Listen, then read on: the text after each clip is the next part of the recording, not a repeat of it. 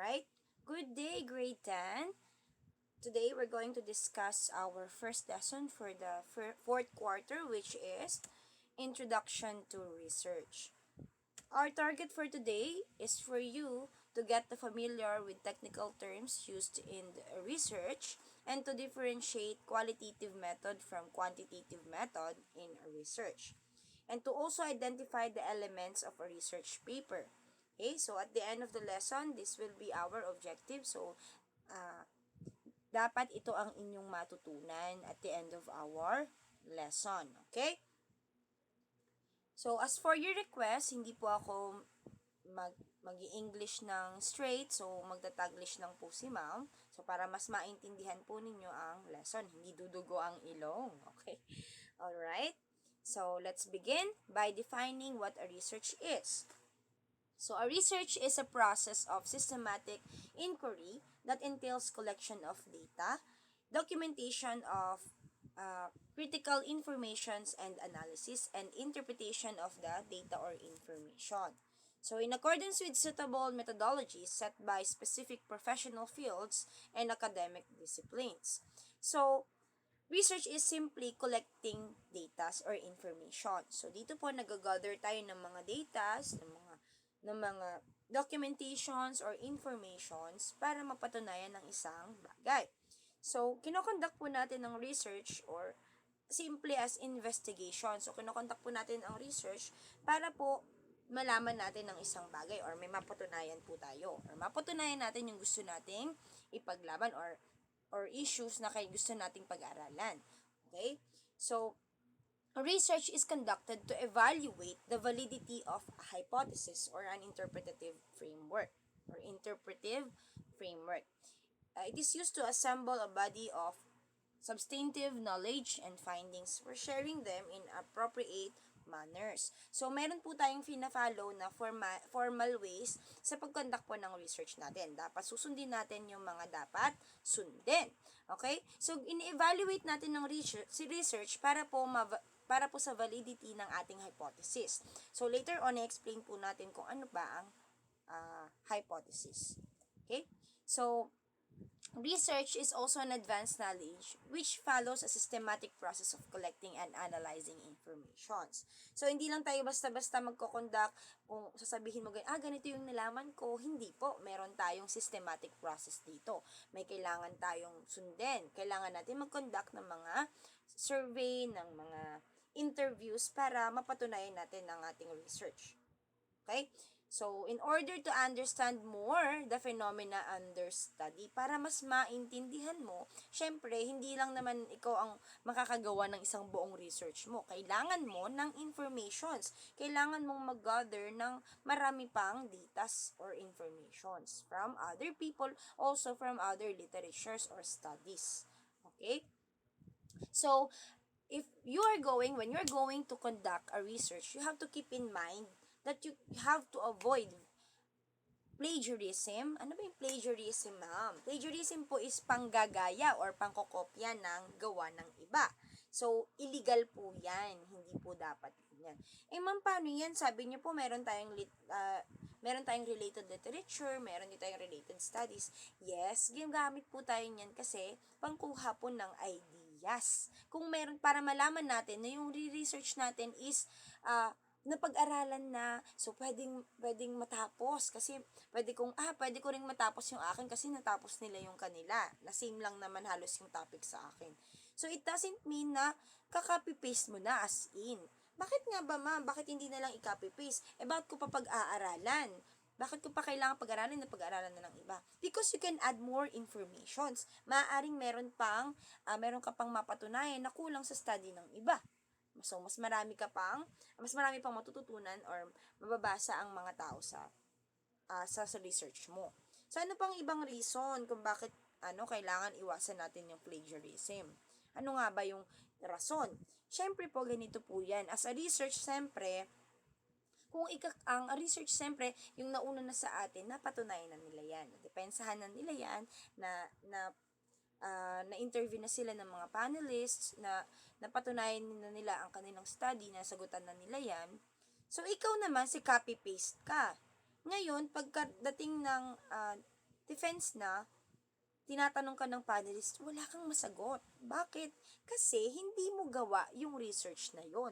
Kinopy-paste mo lang. Gawa ng iba yon. So, wala kang wala kang kahit anong idea tungkol po sa research na yon. Kaya dapat i-avoid mo po rin po yung plagiarism sa iyong as sa iyong sarili kasi ikaw rin yung mahihirapan.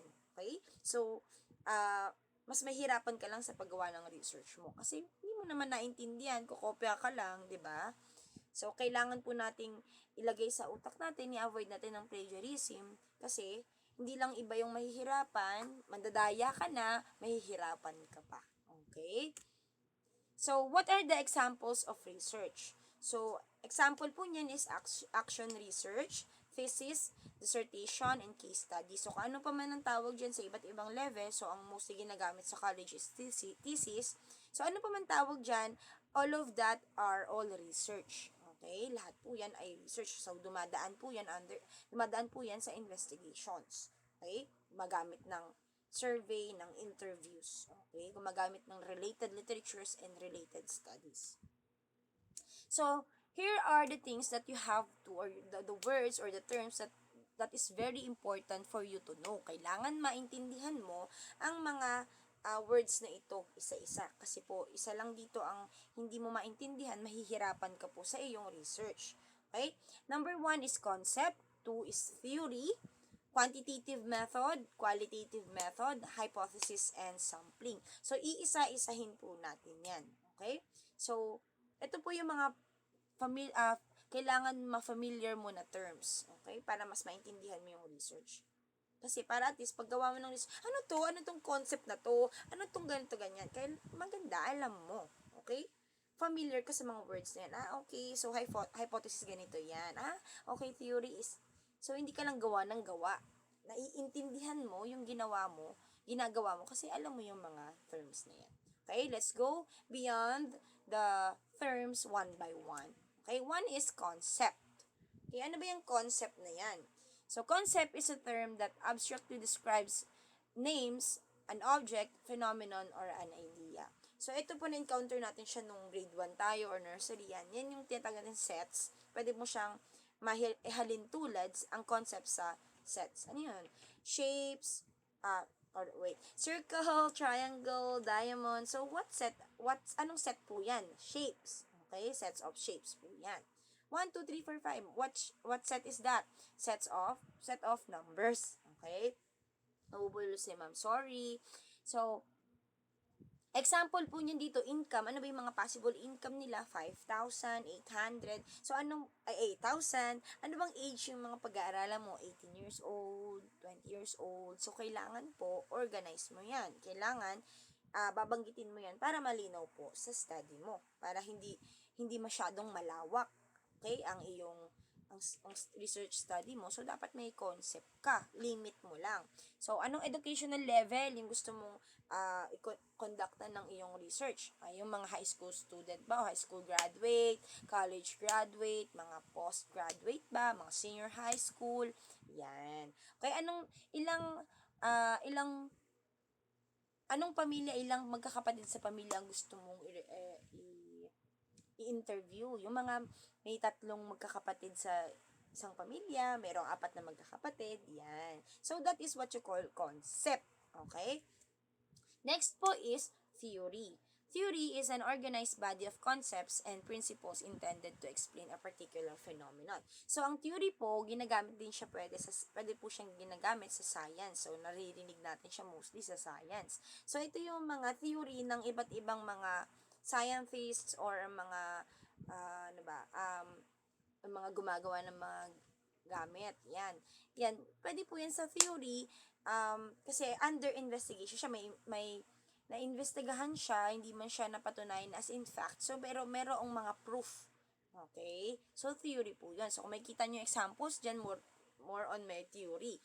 Theory of relativity, atomic theory, theory of evolution, a quantum theory. So, kunyari lang sa theory of evolution, yan yung theory na saan daw ba nagmula ang tao. Okay? So, may nagsasabi na galing sa unggoy. Yan. So, theory of evolution. May mga evidences, nakakita ng mga bones noong noong panahon noon na may proof pero hindi pa natin ganoon napapatunayan. So, meron lang mga theories. Okay? Quantitative method. So, quantitative method is a method that, ito naman, itong quantitative method na to ay importante. Ito yung 3 and, ito yung ating 3 and number 4. Number 3 and number 4, which is quantitative method and qualitative method. So, importanteng malaman nyo ito kasi dito kayo mag-uumpisa sa research nyo. Ano yan, ma'am? Quantitative and qualitative are types of research. Ito yung method na ginagamit mo. Kailangan may laman mo kung ano yung pinagkaiba nitong dalawa. Ano ba yung quantitative method, ma'am? So, ang quantitative method po focuses on numbers, digits, okay? So, it proves hypothesis by statistical analysis and scientific method. Ito yung lagi naririnig sa grade. Mom, natakot kami sa research kasi may statistics. Natural. So, kailangan may statistics po yan. Paano nyo masasagutan yung inyong mga mga questions dyan, di ba? Paano nyo mapapatunayan ang inyong thesis statement dyan?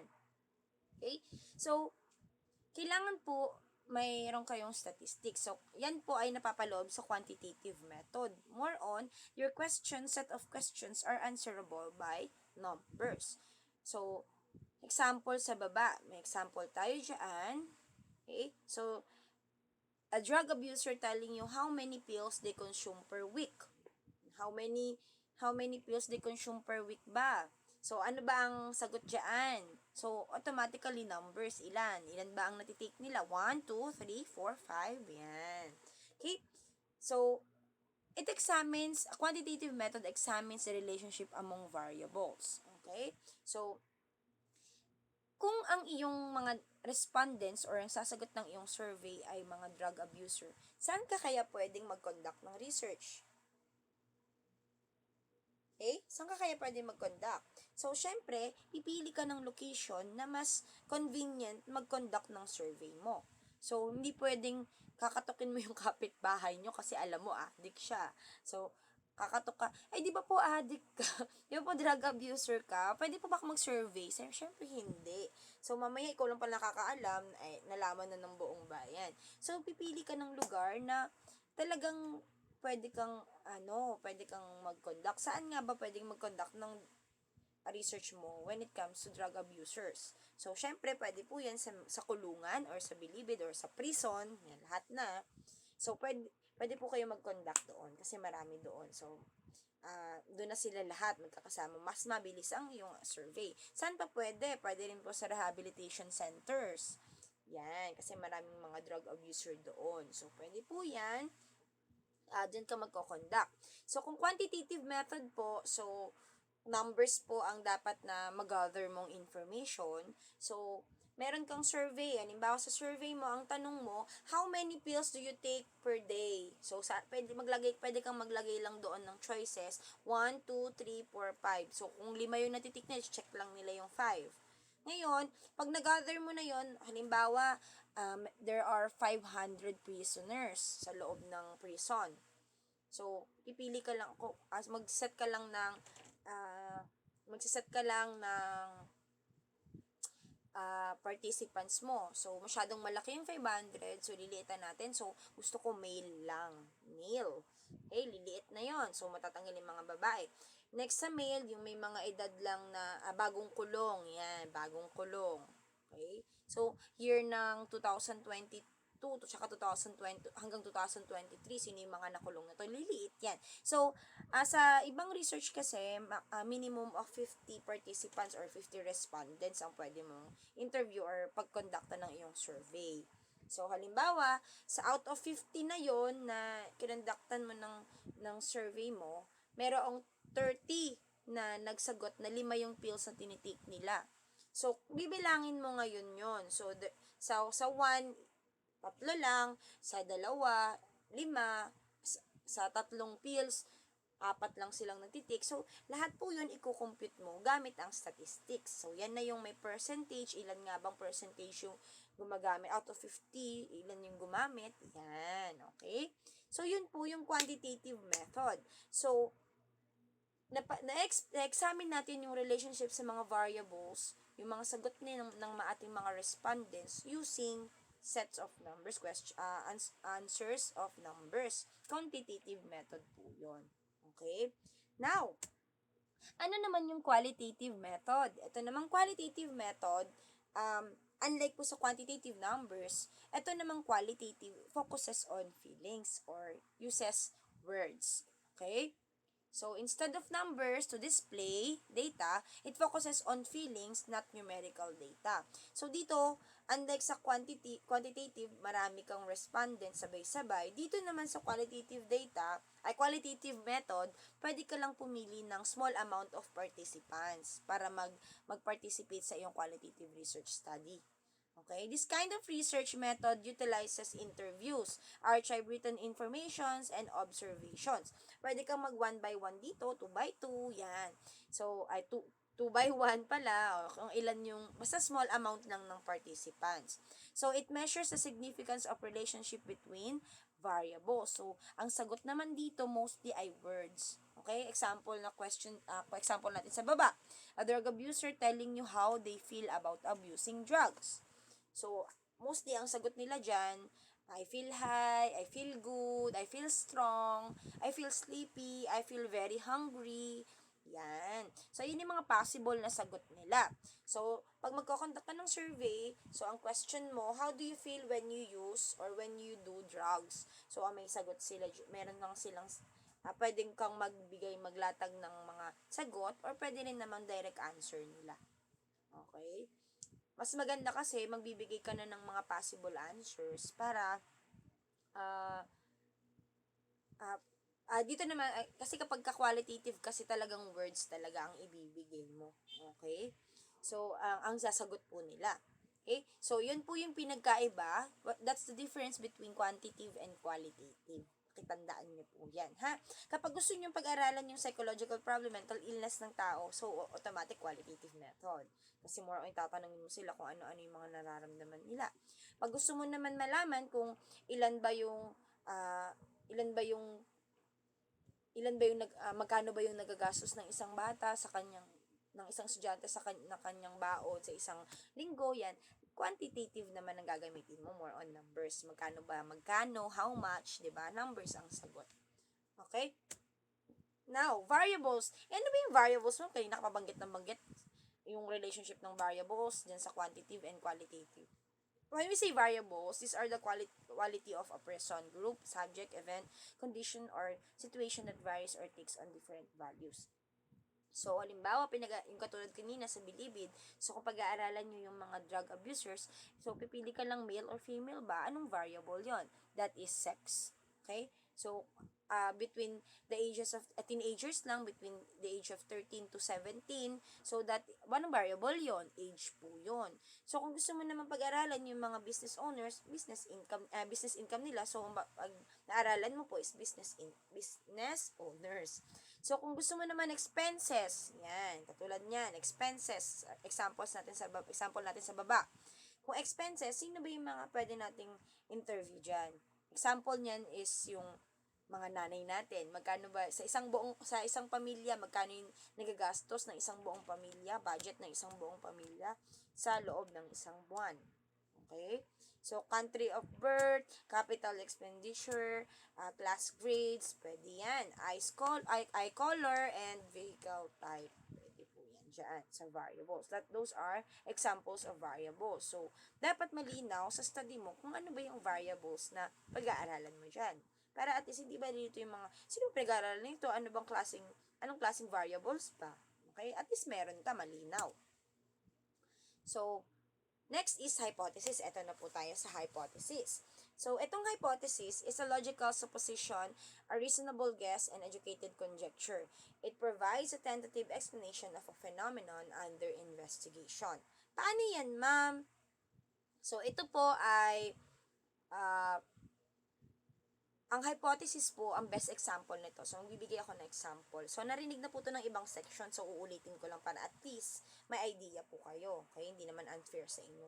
Example po niyan is, halimbawa, mayroong crime scene. So, mayroong patay na nakahiga, nakataob siya sa crime scene. And then, dumating yung mga investigators, yung mga police. So, sabi ng investigator, okay, may sugat siya sa kamay, may 28, hindi pa natin malalaman kung ilang saksak, pero makikita mo marami. So, ang dami niyang saksak, grabe, duguan siya. Mayroon din siya sugat sa ulo. Okay? So, based po sa nakita ng police or ng investigator, so sabi niya, may sugat siya sa kanyang dalawang kamay, so automatic nanlaban tong batang to. Marami siyang saksak, siguro may galit yung gumawa nito sa kanya. So, may palo sa ulo, siguro ito yung kanyang kinamatay. Yan. So, yung ginagawa ng investigator, that is what you call hypothesis. Possibilities. Ano-ano ba yung pwede nangyari? Under investigation pa lang siya. Hypothesis. Hindi pa po napapatunayan. Pero, posible na mapatunayan. That is hypothesis. Okay? So, hindi ko na ibabasahin yung example, so kayo na lang yung bumasa ng example. So, nagbigay lang ako ng other example po para at mas maintindihan ninyo. Okay? So, dito sa example sa baba, sige. Example sa baba, gusto niyang malaman yung relationship between study habits and anxiety. Ngayon, ang ginawa niya, sa test anxiety daw, decreases a result of effective study habits. Nagawa siya ng so, variables na ginamit niya dyan, study habits, tsaka test anxieties. Test anxiety. So, pinag-compare niya yon ngayon, nag-propose siya ng hypothesis na possibilities lang ha. So, ang hypothesis niya is test anxiety decreases the result of effective study habits. Yan. So, dapat po sa iyong research, when you conduct a research, pag gumawa ka na ng title mo, gagawa ka po kasi ng mga objectives, yung mga katanungan mo sa sarili mong research. Ngayon, yung mga katanungan mo dyan, gagawa ka ng hypothesis mo. Ano ba yung mga possible na sagot sa iyong research paper or sa research study mo. Okay, that is what you call hypothesis. Okay? Now, merong mga nagtatanong, ano daw ba yung, wait, saan ba yan? May mga nagtatanong sa akin ng mga estudyante, Ma'am, anong pinagkaiba ng hypothesis sa theory? Okay? So, ang pinagkaiba po ng hypothesis sa theory, ang hypothesis po kasi is constructed before any applicable research has been done. So, bago pa man nag-umpisa yung iyong research, nakagawa ka na ng hypothesis mo. Samantalang po, ang theory is supported by evidence. Meron na tayong mga evidence. It is principle formed as an attempt to explain things that have already been sustained a data. Meron na siyang, napag-aralan na siya, nagawa na siya ng research yung theory. So, unlike sa hypothesis, kinokonduct mo pa lang siya bago. Okay? Hypothesis, bago mag-conduct ang research. Theory, pagkatapos na ng research. Okay? So, meron din nagtanong, ano naman yung pinagkaiba ng opinion sa hypothesis? So, ang hypothesis po is usually prediction based on some observation or evidence. So, meron ng possible, ang hypothesis pwede mong masagot, testable po ang hypothesis. Pwedeng at the end of the research, mapatunayan na totoo. Okay, testable. Samantalang, on the other hand po, ang opinion po is just a statement describing a personal belief or thought that cannot be tested. So, kung ang hypothesis po is testable, ang opinion naman po cannot be tested. Okay? Sana malinaw na sagot ko ang inyong mga katanungan. So, sabi ko kasi, sasagutin ko na lang dito sa video, no? Okay. Next po, last one is sampling.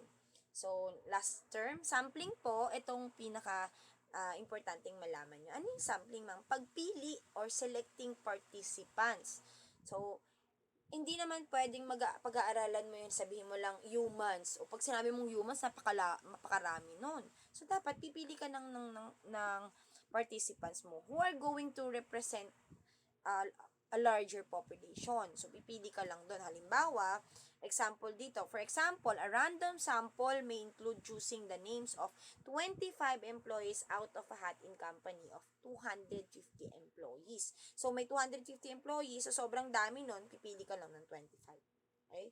The population is all 250 employees and the sample is random because each employee has an equal chance of being chosen. Okay? So, yan po yun. So, kung baka hindi nyo nakikita, no? Equal chance of being chosen. Yan. So, dito po sa sampling, another example para mas maintindihan ninyo. Halimbawa, so, ah, magko-conduct ka ng, halimbawa, ang title mo, example ko po the effects of social media to grade, social media, yun lang, period. To teenagers, halimbawa, the effect of social media to teenagers. So, napakaraming teenagers. So, paliliitin natin yung participants natin. Teenagers. Usually, teenagers, saan ba sila natatagpuan? Sa school. So, pipili ka ngayon ng school. Anong school? Oh, sa General Tomas Mascardo. So, General Tomas Mascardo, napakarami. Grade 7 to grade 10 sila. So, pili ka ng level. Anong grade level? Paliitin mo ngayon, grade 10 students lang ang yun ko. Ngayon, grade 10 students, okay na, lumiit na. Okay? Pwede naman pumili. Siyempre, grade 10 students. So, lahat na ng grade 10 students. So, ang magiging title mo ngayon, kung kanina ay the effects of social media to teenagers. Imbis na gano'n, ang sasabihin mo, the effects of social media to grade 10 students of General Tomas Mascardo National High School. And then, syempre, dapat set ka ng limit kung anong year. Okay? Mamaya, may di-discuss ko din yan. Ulitin ko, the effects of social media to the students of to grade 10 students of General Tomas Mascardo National High School, school year 2023 to 2024. So, nagset ka ng date. Okay? So, yun po yung sampling. Pipili ka lang po ng mga participants mo sa larger population. Kasi mas mahirap mag-conduct ng research kapag sobrang daming participants. Okay? Next one po is SMART. Ato na tayo sa SMART. Ano ba yung SMART na yan, ma'am? Naiinis ako dyan. Ano ba yung SMART na yan, ma'am? So, yung SMART po is kailangan meron ka nyan. Okay? When you are going to conduct a research. Ano yan, ma'am? SMART. You have to be a smart researcher. S is for specific, M is for measurable, A is for attainable, R is for relevant, and S is for time-bound. Okay, ma'am? Ano yan, ma'am? So, isa-isahin po natin yan, ha? So, yan yung dapat na meron ka. Okay, hindi natin makikita. So, litan natin ng very, very light. Yan. So, number 1 po the first one is S for specific. So, yung research nyo po should be specific. It should maintain focus on the given subject of research. Dapat, may goal ka. Doon ka lang sa center. Hindi yung, ito yung topic mo, tapos lumalayo ka na. Syempre, hindi matatapos ang research mo. Dapat specific ka. Organize ang iyong research. Kung social media ka lang, dun ka lang sa social media. Kung ang iyong respondents lang ay teenagers, doon ka lang sa teenagers. Okay?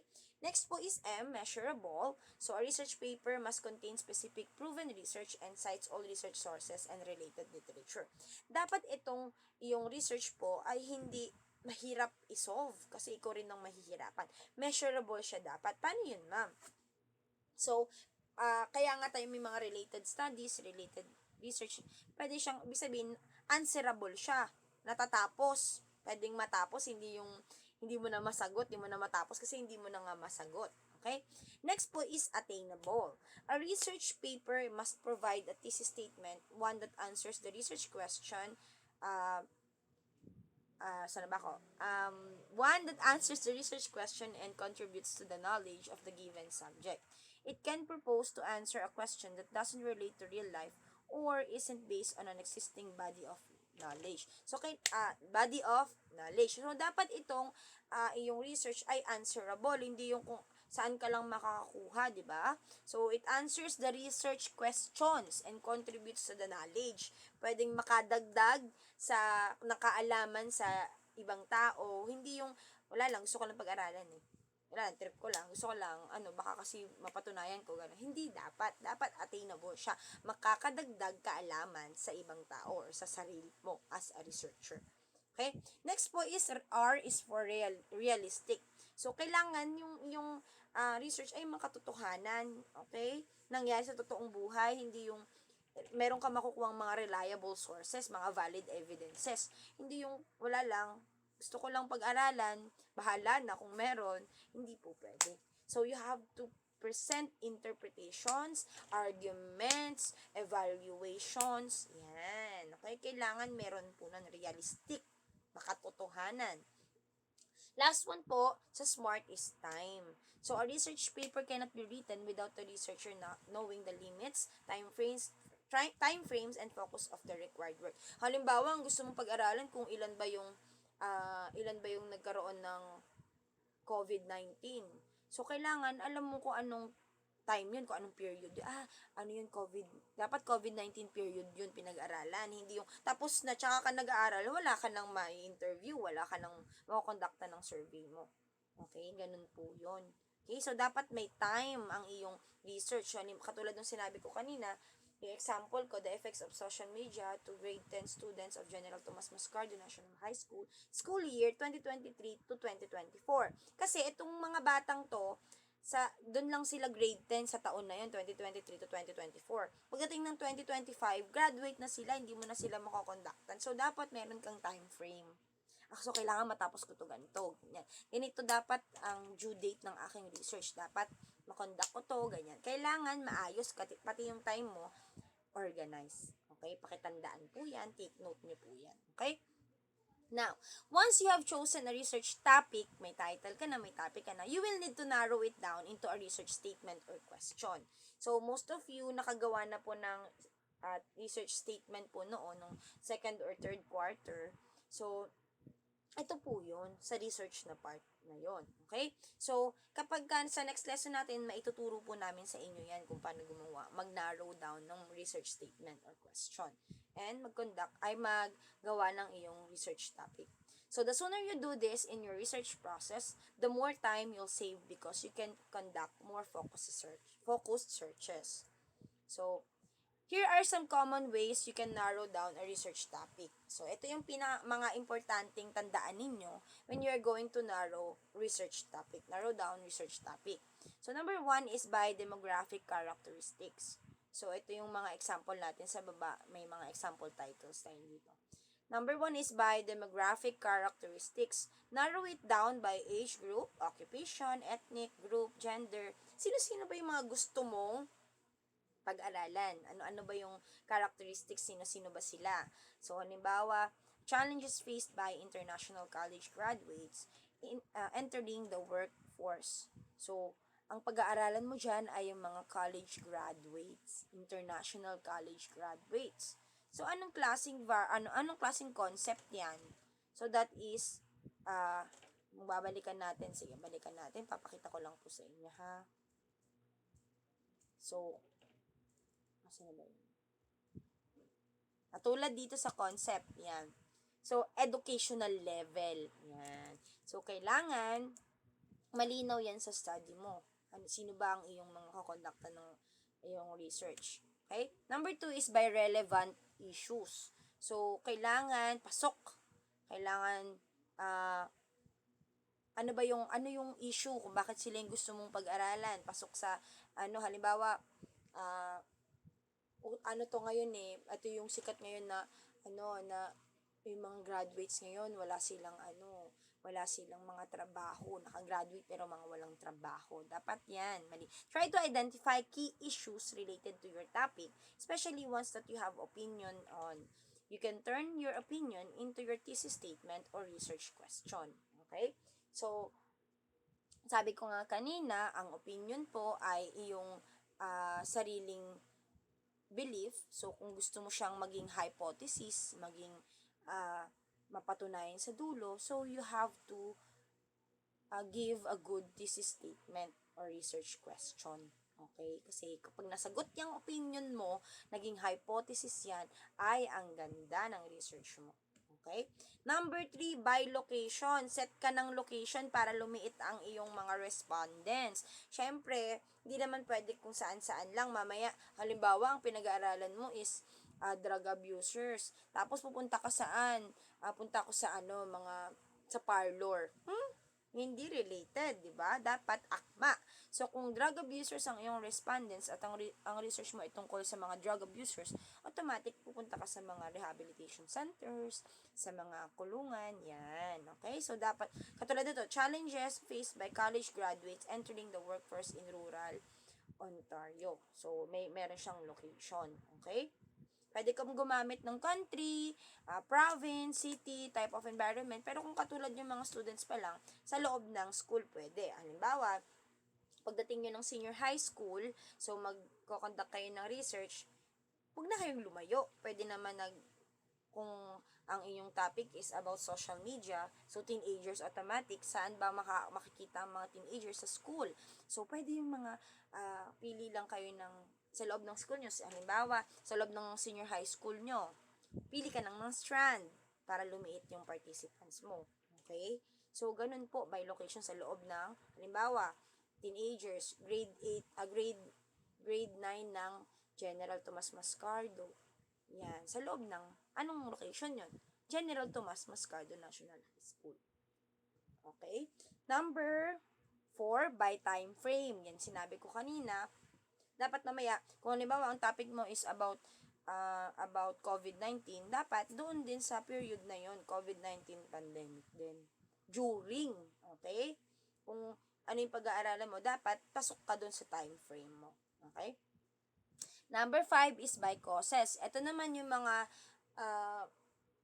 title na may answer, kumbaga question ang format niya. So, you can take the perspective of looking for causes of an issue you are researching. Halimbawa, why do employers hire fewer college graduates? Gusto mo malaman kung bakit hindi na-hire yung konti lang yung mga na-hire ng mga college graduates. So, pwede po yan question. Okay? Now, what are the elements of a research paper? So, the elements of the research paper are the following. So, isa-isahin po natin siya. Title, author, abstract, and keywords, introduction, yan yung laman ng lahat po yan ay ituturo po namin sa inyo. Introduction, methods, results, discussion and conclusion, references. So, sa title po, dun sa una, title, author, abstract, and keywords, dun makikita yung kung anong title ng research mo, sino ang author, ilan kayo, pwede mo ilagay lahat yun doon. Abstract, anong nilalaman ng iyong research. Introduction, yan. Nandyan lahat ang laman ng mga intro ng iyong research. Okay? So, sa methods naman, ano yung mga ginamit mong methods? Results, ano yung naging result ng study mo, anong naging result ng iyong research. Okay? So, sa discussion and conclusion, dyan mo makikita yung mga explanations mo, yung mga yung mga kinalabasan ng iyong mga pwede dyan sa statistics. And then the last one is references. Dito makikita yung mga, pwede mo dito yung mga related literatures mo, related studies na nakita mo na related sa iyong research. Yan. Okay? So, what are the elements? So, sa introduction po, it includes the research questions. Yan. So, sa introduction, nandyan yung mga questions mo sa sarili mong. So, pag conduct mo ng sarili mong topic, magpo-provide ka ng mga sarili mong tanong. Okay? And then, next is scope. So, establishes the scope, context, and significance of your research. Okay? Ano yung mga possible answer? So, scope, example scope, yung mga scope and limitations, kung kung sino-sino lang yung kukontaktan mo ng mga respondents mo, kung sino lang kondaktan ng survey mo, then yung significance ng tama ba, akma ba, pasok ba yung iyong topic, ang iyong mga gagawin sa mga respondents mo, sa locations mo, yan. So, sa introduction din nakikita yung background information about sa variables, which can be supported by citing existing studies, sino-sino yung mga variables mo, about teachers, yan, i-explain mo dyan sa introduction kung ano-ano yung mga informations tungkol sa kanila. Okay? So, nandyan din papasok yung iyong hypothesis or predictions, yung possible na kung meron ka dun sa una na mga provide ka ng questions dyan, meron ka rin syempreng hypothesis. Ano yung mga tingin mong possible na maging sagot ng iyong or outcome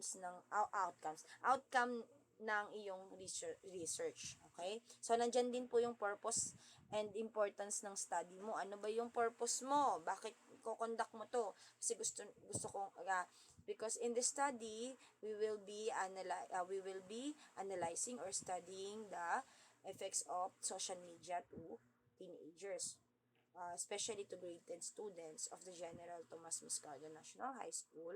So, ano bang importance niyan? The importance of this study is to, okay? Kung ano yung importance nun? So, it includes the purpose, hypothesis, and potential outcomes of your research. Okay? Next po is yung method. Ano yan? Ito yung method. Dito makikita yung mga statistics ninyo. What data to collect, how to collect it, mga survey nyo, what to collect it from, sino yung mga respondents nyo, how to analyze it, dyan po yan lahat methods. Okay, yan yung medyo mahirap ng konti kasi andyan lahat statistics, andyan lahat yung mga magko-collect ng data sa method po. Next is results, yung mga kinalabasan ng inyong mga solution ng inyong mga sa methods yung mag-collecting ng data dun po sa results syempre. And then discussion and conclusion, yung mga findings mo, yung sagot sa katanungan mo, yung mga kinalabasan ng survey nyo, tignan mo ngayon kung yung hypothesis mo is tama ba. So, ito yung summarization ng conclusion mo. Okay? Last one po is yung reference. Ito yung materials that you cited in your writing your research paper. Ito yung mga related literatures, mga related studies. Okay? So, yun lang po yung ating lesson number 1. So, I hope na naintindihan po ninyo at pwede nyo po itong ulit-ulitin kapag hindi nyo naintindihan masyado. Ulitin nyo po ang lesson natin, wala pong problema. Okay? So, malinaw po ang aking mga explanations. Kung may katanungan po, ay mag-PM lang po sa akin. Huwag lang po ang weekend ha, kasi nagpapahinga si ma'am. Mag-buterus ako. Okay? So, yun lang po. So, magpo-provide po ako ng activity. Okay? So, make sure po to answer the activity after watching this lesson. Hindi pwedeng unahin nyo yung activities bago yung lesson ha. Baka wala kayong masagot. Okay? So, sa Monday po, magkakaroon tayo ng quiz. Okay? Pakiintindi po lahat ng ating diniscuss sa discussion po na ito. Okay? Thank you and God bless. Good luck.